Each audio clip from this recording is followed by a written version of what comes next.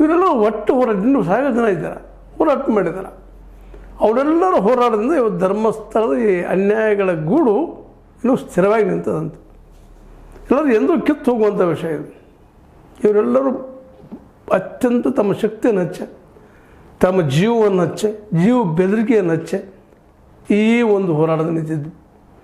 ಇವರೆಲ್ಲರೂ ಒಟ್ಟು ಹೋರಾಟದಿಂದ, ಯೂಟ್ಯೂಬ್ಗಳ ಹೋರಾಟದಿಂದ ನಮ್ಮ ತಿಮ್ಮರೋಡಿಯವರಿಗಾಗಿರ್ಬೋದು, ಭಟ್ಟಣ್ಣವ್ರಿಗಾಗಿರ್ಬೋದು, ಕುಸುಮಾವತಿ ನಮ್ಮ ಜೌಜನ ತಾಯಿ ಪಾಪ ತನ್ನ ಮಗಳಿಗಾದ ಅನ್ಯಾಯಕ್ಕಾಗಿ ಎಲ್ಲಿ ಹೋಗದ ಜಾಗಗಳಿಲ್ಲ ಹೆಣ್ಣುಮಗಳು, ಅವಳ ಮೇಲೆ ಸಹಿತ ಆರೋಪ ಮಾಡಿದರು ಸಾಕಷ್ಟು ಜನ.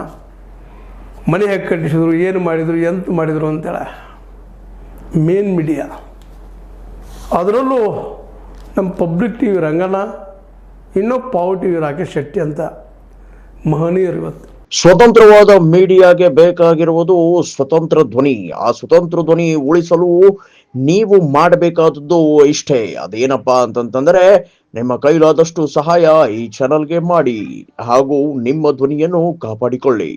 ಕುಸುಮಾವತಿ ಅವರನ್ನು ಮುಂದಿಟ್ಟುಕೊಂಡು ಅವ್ರಿಗೂ ಸಹಿತ ಅನೇಕ ರೀತಿಯ ಮಾತುಗಳನ್ನು ಮಾತಾಡಿದರು. ಇದು ಷಡ್ಯಂತ್ರ, ಧರ್ಮಸ್ಥಳ ಹೆಸರು ಕೆಡಿಸುವಂಥದ್ದು, ಹೆಗ್ಗಡೆ ಅವ್ರ ಹೆಸರು ಕೆಡಿಸುವಂಥದ್ದು ಅಂತ ಹೇಳಿ, ಇದು ಧರ್ಮ ವಿರೋಧಿ ಕೆಲಸ ಅಂಥೇಳಿ, ಇದೊಂದು ಷಡ್ಯಂತ್ರ ಅಂಥೇಳಿ ಮುಚ್ಚಾಕೋ ಪ್ರಯತ್ನ ಮಾಡಿದರು.